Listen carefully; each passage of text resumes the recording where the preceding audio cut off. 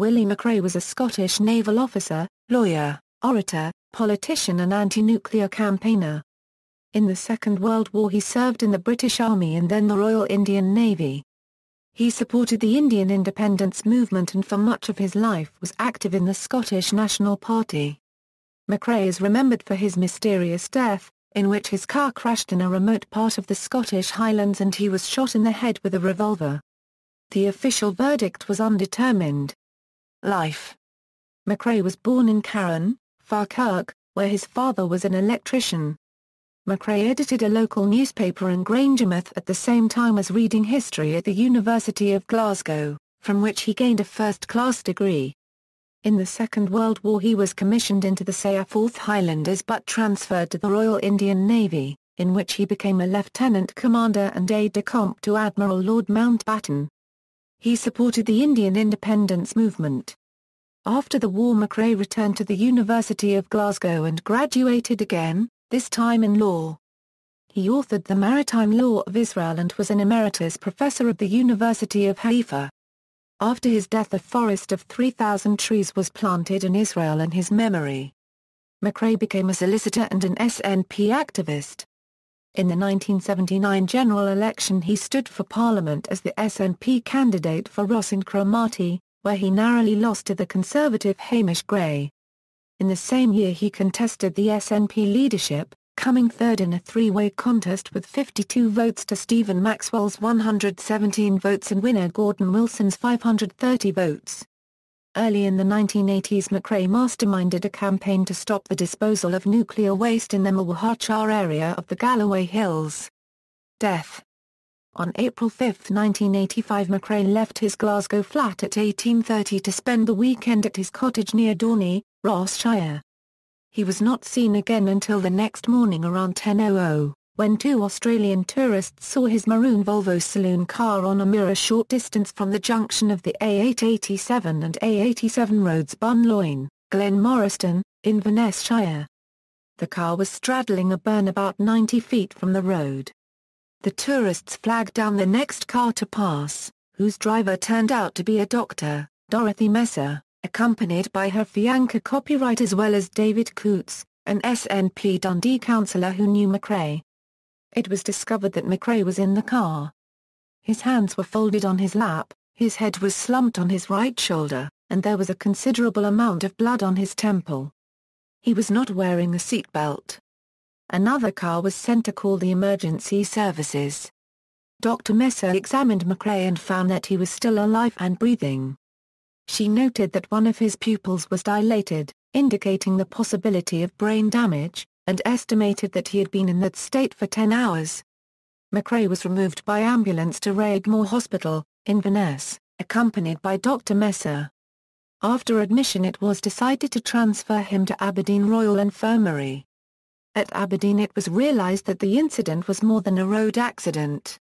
6 hours after he had been found, a nurse washing his head discovered what appeared to be the entry wound of a gunshot. An X-ray confirmed that MacRae had been shot above his right ear and a bullet was detected in his head. His brain was severely damaged and his vital functions very weak. The next day, Sunday 7th April, after consultation with his next of kin, MacRae's life support machine was switched off. Investigation. The investigation was headed by Chief Superintendent Andrew Lester of Northern Constabulary CID. Despite no weapon having yet been found, MacRae's car was moved at 12 o'clock on April 7.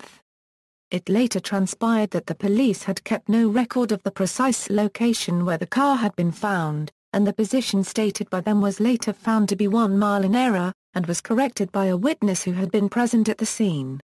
A weapon was found the next day, in the burn over which the car had been discovered, 60 feet from the vehicle.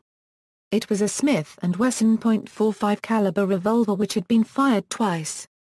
Controversy. Although it was ruled at the time by authorities that MacRae's death was undetermined, aspects of the investigation remain disputed, some claiming that the distance from MacRae's car at which the gun was found and the lack of fingerprints on it rendered a suicide not credible. At the time of his death, MacRae had been working to counter plans to dump nuclear waste from the Dounreay nuclear power development establishment into the sea. Due to his house being burgled on repeated occasions prior to his death, he had taken to carrying a copy of the documents relating to his downray work with him at all times. They were not found following his death, and the sole other copy which was kept in his office was stolen when it was burgled, no other items being taken. Neither MacRae's medical reports nor the post-mortem data have been released to the public, and there was no fatal accident inquiry. Aftermath. Winnie Ewing, then president of the SNP, and herself an accomplished lawyer, was directed by the SNP's National Executive Committee to conduct an internal investigation for the party to come to a conclusion as to whether Ewing was satisfied or dissatisfied with the official version that he committed suicide. Having been refused access to police records of the investigation and rebuffed by both the Lord Advocate and the Procurator Fiscal in her attempts to conduct private, confidential meetings with them, Ewing, as she later wrote, came up against a brick wall. Ewing reported to the SNP-NEC that she was not satisfied with the official account of suicide. "I do not know what happened, but I think it is important that the truth emerges, despite the time that has passed. Why the state refuses to let the truth be known is a pertinent question." In 1991, Channel 4 broadcast a Scottish documentary investigating the mysterious circumstances of MacRae's death. It found evidence to suggest that MacRae had been under surveillance by UK intelligence services and that his death had likely involved foul play. In 2005, Winnie Ewing's son Fergus, by then an MSP, requested a meeting with Elias Angioni, Solicitor General for Scotland, to discuss allegations that had persisted that MacRae was under surveillance at the time of his death. The request was rebuffed, with Angioni claiming that he had not been under surveillance and that she was satisfied that a thorough investigation into the case had been carried out.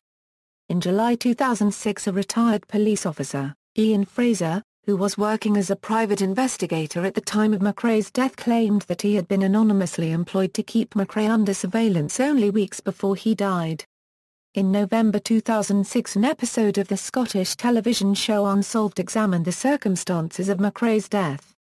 In November 2010, John Finney, then SNP group leader on Highland Council and a former police officer, wrote to the Lord Advocate urging her to reinvestigate MacRae's death and release any details so far withheld. Finney's request was prompted by the release the previous month of further details concerning the death of David Kelly. In January 2011, the Crown Office requested the files on the case from Northern Constabulary. Also in November 2010, Donald Morrison, a former Strathclyde police officer, alleged that MacRae had been under surveillance by both Special Branch and MI5. Morrison had collaborated with former colleague Ian Fraser to discover more about MacRae's death. Morrison called for an inquiry into MacRae's death and promised that he would give it a sworn affidavit that MI5 was involved. In July 2014, two unconnected plays about MacRae's life and death, both coincidentally titled 3,000 Trees, were staged at the Edinburgh Festival Fringe. One of the plays explored his anti-nuclear campaigning, links with nationalist radicals and allegations that Special Branch and MI5 were surveilling him. In November 2014, a Scottish Sunday Express front-page article alleged that MacRae had uncovered evidence of the alleged paedophile ring in Westminster during the 1980s. The article suggests he may have been murdered and that the evidence he possessed was stolen at the time of his death. In April 2015, there was a campaign to have a fatal accident inquiry on MacRae's death. It attracted 6,500 signatures in 5 days.